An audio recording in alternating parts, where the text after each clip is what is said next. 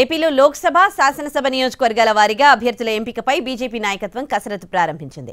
Party జాతీయ సహ సంఘటన కార్యదర్శి శివప్రకాష్ ఆధ్వర్యంలో అధ్యక్షురాలు పురంధేశ్వరి సమక్షంలో రాయలసీమ, ఉత్తరాంధ్రతో పాటు విజయవాడ, గుంటూరు, బాపట్ల జిల్లాల వారీగా సమావేశమయ్యారు. ఇవాళ పలువురు నేతలతో సమావేశం కానున్నారు. వారి అభిప్రాయం తెలుసుకోనున్నారు.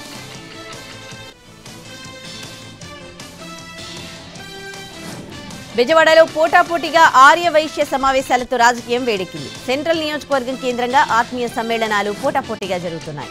మన టీడీపీ నేత డూండి రాకేష్ ఆధ్వర్యంలో బోండా ఉమా ఆర్యవైశ్య సమ్మేళనం నిర్వహించారు. ఇవాళ అర్బన్ ఆర్యవైశ్య సంఘం ఆధ్వర్యంలో వేలంపల్లి ఆత్మీయ సమావేశం ఏర్పాటు చేశారు. గతంలో కార్తీక వన సమారాధన సమయంలో కూడా పోటాపోటీ కార్యక్రమాలతో వివాదం తలెత్తింది. ఇప్పుడు ఎన్నికలే అజెండాగా పోటీ ఆత్మీయ సమావేశాలు జరుగుతున్నాయి. ఎన్నికలు సమీపిస్తున్న కొద్దీ ఏపీలో వలసల పర్వం ఊపందుకుంటోంది. వైసీపీ నుంచి పలువురు నాయకులు టీడీపీలో చేరారు. మైలవరం ఎమ్మెల్యే వసంతకృష్ణ ప్రసాద్, నెల్లూరు జిల్లా వైసీపీ అధ్యక్షుడు వేమిరెడ్డి ప్రభాకర్ రెడ్డి పసుపు కండువా కప్పుకున్నారు. మైలవరం నియోజకవర్గం అభివృద్ధి కోసమే టీడీపీలో చేరుతున్నట్లు చెప్పారు వసంతకృష్ణ ప్రసాద్. టీడీపీ అధిష్టానం ఎక్కడ పోటీ చేయమంటే అక్కడే పోటీ చేస్తానని స్పష్టం చేశారు.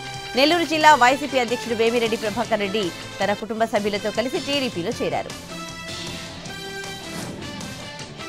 తొలి జాబితాలో తెలంగాణ నుంచి 9 మందికి టికెట్లు ఖరారు చేసింది బీజేపీ హైకమాండ్. కరీంనగర్ టికెట్ను సిట్టింగ్ ఎంపీ బండి సంజయ్ కు కేటాయించింది. కేంద్ర మంత్రి కిషన్ రెడ్డి సికింద్రాబాద్ నుంచి మరోసారి బరిలోకి దిగుతున్నారు. నిజామాబాద్ సిట్టింగ్ ఎంపీ ధర్మపురి అరవింద్ కు మరోసారి అదే నియోజకవర్గం టికెట్ కేటాయించింది.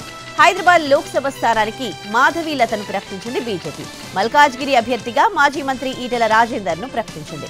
Bhuvanagiri ticket Boora Narsaiah Goud, Chevella ticket Konda Vishweshwar Reddy, Nagar Kurnool ticket P Bharath, Zaheerabad ticket BB Patil కు కేటాయించింది కమలం పార్టీ. కేంద్రంలో బీజేపీ హ్యాట్రిక్ విజయం ఖాయమని ఎంపీ బండి సంజయ్ అన్నారు. కరీంనగర్ లోక్సభ నుంచి రెండోసారి పోటీ చేసే అవకాశం ఇవ్వడంపై సంతోషం వ్యక్తం చేశారు. మోడీ గ్యారంటీయే రెండోసారి తనను గెలిపిస్తుందని ధీమా వ్యక్తం చేశారు.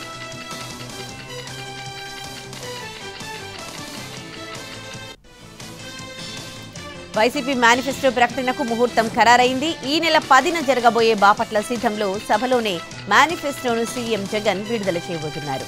గతంలో ఏం చేశారు, రాబోయే కాలంలో ఏం చేస్తారో ఆయన వివరిస్తారు. అన్ని వర్గాల్ని ఆకట్టుకోవడమే లక్ష్యంగా మేనిఫెస్టో ఉంటుందని వైసీపీ నేతలు అంటున్నారు.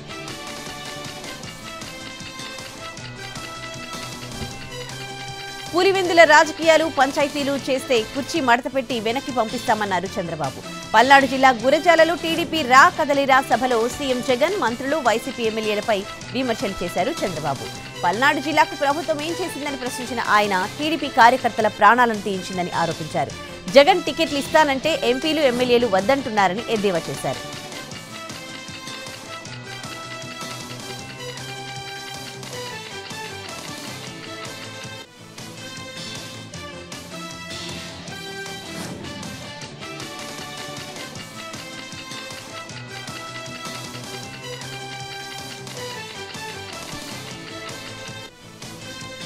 తెలంగాణలో ఇందిరమ్మ ఇళ్ల పథకం ప్రారంభోత్సవానికి ముహూర్తం ఖరారైంది. ఈ నెల 11న ఇందిరమ్మ ఇళ్ల పథకాన్ని ప్రారంభించాలని కాంగ్రెస్ ప్రభుత్వం నిర్ణయించింది. ఇందిరమ్మ ఇళ్ల పథకం ప్రారంభించేందుకు అవసరమైన అన్ని ఏర్పాట్లు చేయాలని అధికారులను సీఎం రేవంత్ రెడ్డి ఆదేశించారు. ఇల్లు లేని అర్హులందరికీ పథకం వర్తింపజేయాలని, అందుకు అనుగుణంగా వెంటనే విధి విధానాలు రూపొందించాలని సూచించారు. ఈ స్కీమ్లో స్థలం ఉన్న వారికి ఇంటి నిర్మాణానికి అవసరమయ్యే 5 లక్షల రూపాయలు ఇవ్వనుంది ప్రభుత్వం. నిరుపేదలకు ఇంటి స్థలం ఇవ్వడంతో పాటు గృహ నిర్మాణానికి 5 లక్షల రూపాయలు ఇవ్వనుంది.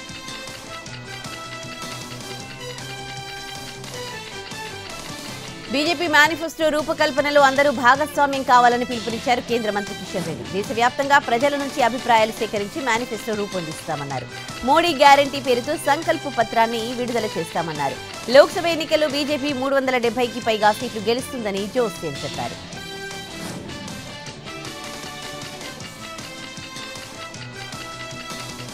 కొండపల్లిలో ఐఓసీ తీరుపై ఎంపీ కేశినేని నాని అసహనం వ్యక్తం చేశారు. సిఎస్ఆర్ ఫండ్స్ ప్రాంతీయంగానే ఖర్చు పెట్టాలని కోరారు. 10 ఏళ్లుగా ఎంపీగా ఉంటున్న తనను ఏనాడు కలవలేదని జీఎంపై ఫైర్ అయ్యారు. ఇక్కడ ప్రజలు కాలుష్యం బారిన పడకుండా చూడాలని ఎంపీ కేశినేని నాని అన్నారు. అనంతరం ఇంధన కంపెనీలకు సంబంధించిన మౌలిక వసతుల కల్పన, జాతికి అంకితం కార్యక్రమాన్ని వీక్షించారు. జనసేనకు మద్దతు పలికిన కాపులు ఇప్పుడు వైసీపీ వైపు చూస్తున్నారన్నారు మంత్రి అంబటి రాంబాబు. జనసేనపై ఆశలు పెట్టుకున్న కాపులు తీవ్ర నిరాశకు గురయ్యారన్నారు. పవన్ సీఎం అభ్యర్థి అయితే కాపులు ఆలోచించేవారని, కానీ చంద్రబాబును సీఎం చేయడానికి వారు సిద్ధంగా లేరన్నారు అంబటి. ప్రకాశం జిల్లా మేదరమెట్లలో జరిగే చివరి సిద్ధం సభకు ఏర్పాట్లు జరుగుతున్నాయని చెప్పారు ఎంపీ విజయసాయిరెడ్డి. సభా వేదికగా మేనిఫెస్టో విడుదల చేయనున్నట్లు వివరించారు. సభ అనంతరం ఎన్నికల ప్రచారం మొదలవుతుందని తెలిపారు. 15 లక్షల మంది హాజరయ్యేలా మేదరమెట్ల సిద్ధం సభ ఉంటుందన్నారు మాజీ మంత్రి బాలినేని. టీడీపీ జనసేన వల్ల ఏం కాదని ప్రజలకు అర్థమైందన్నారు.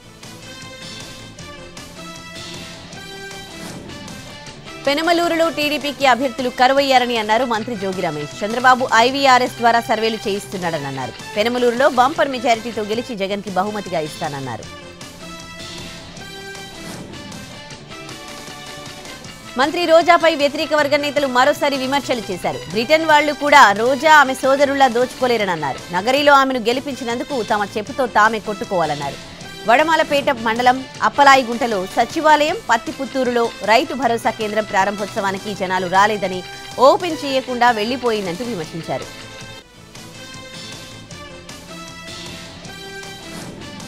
నంద్యాల జిల్లా డోన్ టీడీపీ ఇన్ఛార్జ్ ధర్మవరం సుబ్బారెడ్డి బల ప్రదర్శన చేశారు.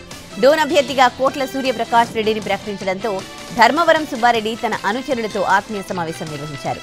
డోన్లో భారీ ర్యాలీ నిర్వహించారు. డోన్లో పోటీకి తాను సిద్ధమంటూ మీసం తిప్పి సవాల్ చేశారు Dharmavaram Subbareddy.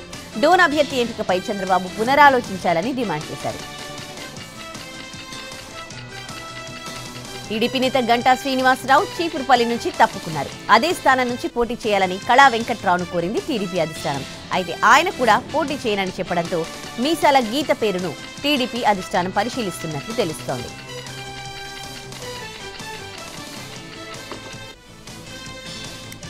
Back to news. Lok Sabha ఎన్నికల బరి అభ్యర్థుల జాబితాను బీజేపీ విడుదల చేసింది. తొలి జాబితాలో 195 నియోజకవర్గాలకు అభ్యర్థులను ప్రకటించింది. తెలంగాణలో 9 నియోజకవర్గాలకు అభ్యర్థులను ప్రకటించింది. ప్రధాని నరేంద్ర మోడీ మరోసారి వారణాసి నుంచి పోటీ చేయనున్నారు. బీజేపీ తొలి జాబితాలో 57 మంది ఓబీసీలుంటే ఎస్సీలకు 27, ఎస్టీలకు 18 టికెట్లు కన్ఫర్మ్ అయ్యాయి. ఫస్ట్ లిస్ట్ లో 34 మంది కేంద్ర మంత్రులకు టికెట్లు ఇచ్చింది బీజేపీ. ఈ జాబితాలో 28 మంది మహిళలున్నారు. యువతకు 47 టికెట్లు దక్కాయి.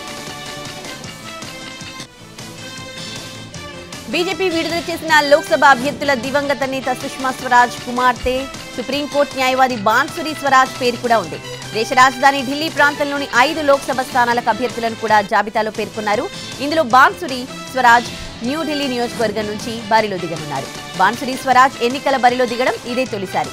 తనకు టికెట్ కేటాయించిన బీజేపీ అధిష్టానానికి ఆమె కృతజ్ఞతలు తెలిపారు.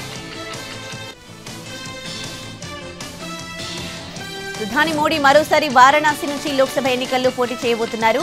ఆయన 2014, 2019 ఎన్నికల్లో ఇదే స్థానం నుంచి పోటీ చేసి గెలిచారు. 2014లో మోడీకి 56.37% ఓట్లొస్తే 2019లో రికార్డు స్థాయిలో 63.62% ఓట్లు సాధించారు. ఈ పార్లమెంట్ స్థానంలో ఇదే అత్యధికంగా నిలిచింది. మోడీ కంటే ముందు మురళీ మనోహర్ జోషి ఇక్కడ ఎంపీగా ఉండేవారు. బీహార్ ముఖ్యమంత్రి నితీష్ కుమార్ కీలక వ్యాఖ్యలు చేశారు. ఇకపై కూటమి మారబోయేది లేదన్నారు. తాను ఎన్డీఏలోనే ఉంటానని ప్రధాని మోడీ సాక్షిగా ఆయన హామీ ఇచ్చారు. గతంలో కూటమికి ఆ పేరు పెట్టేందుకు నిరాకరించానని, అయినప్పటికీ వారు దాన్నే ఖరారు చేశారని పరోక్షంగా ఇండియా కూటమిపై విమర్శలు చేశారు. ఈ కారణాలతో తిరిగి ఎన్డీఏ గూటికి చేరానని స్పష్టం చేశారు. ఇప్పటికీ సీట్ల సర్దుబాటు అంశం కొలిక్కి రాలేదని ఎద్దేవా చేశారు. త్వరలో సార్వత్రిక ఎన్నికలు జరగనున్న వేళ ప్రధాని నరేంద్ర మోడీ ప్రచారాన్ని ముమ్మరం చేస్తూ ఆయా రాష్ట్రాల్లో పర్యటనలు చేస్తున్నారు. పశ్చిమ బెంగాల్లోని నదియా జిల్లా కృష్ణానగర్లో జరిగిన ర్యాలీలో ఆయన పాల్గొన్నారు. ఈ సందర్భంగా దీదీ ప్రభుత్వంపై తీవ్ర విమర్శలు గుప్పించారు ప్రధాని. విజయ్ సంకల్ప సభకు భారీ సంఖ్యలో వచ్చిన ప్రజలను చూసి మోడీ హర్షం వ్యక్తం చేశారు. టీఎంసీ అంటే తూ మే ఆర్ కరప్షన్ అంటూ పార్టీకి కొత్త పేరు పెట్టారు. కేంద్రంలోని బీజేపీ సర్కార్పై కాంగ్రెస్ అగ్రనేత రాహుల్ గాంధీ విమర్శలు గుప్పించారు. పారిశ్రామికవేత్తలకు 16 లక్షల కోట్లను మాఫీ చేసిందని, రైతులకు కనీస మద్దతు ధర ఇచ్చేందుకు నిరాకరిస్తోందని ఆరోపించారు. కాంగ్రెస్ పార్టీ అధికారంలోకి వస్తే రైతులకు కనీస మద్దతు ధర కల్పిస్తామని హామీ ఇచ్చారు. రాహుల్ చేపట్టిన భారత్ జోడో న్యాయ యాత్ర రాజస్థాన్ నుంచి మధ్యప్రదేశ్కు చేరుకుంది. హర్యానాలో వడగళ్ల వర్షం కురిసింది. ఈదురుగాలులు పెద్ద పెద్ద వడగళ్లతో వర్షం పడింది. ఏ వీధి చూసినా వడగళ్లే కనిపించాయి. ఆ వానకు భయపడి ప్రజలు ఇళ్లు దాటి బయటకు రాలేదు. ఇంటి మేడపై కూడా వడగండ్లు దుప్పటిలా పరుచుకున్నాయి. బటిండా, జలంధర్, కపుర్తాలో వర్షం బీభత్సం సృష్టించింది. ఎడతెరిపి లేకుండా కురిసిన వడగళ్ల వానలకు పంటలు దెబ్బతిన్నాయి. పత్తి, గోధుమ, మొక్కజొన్న, చెరుకు పంటలకు తీవ్ర నష్టం వాటిల్లింది. బంగాళాదుంపలు, ఉల్లిపాయలు వంటి ఆహార పదార్థాల పంటలు కూడా దెబ్బతిన్నాయి.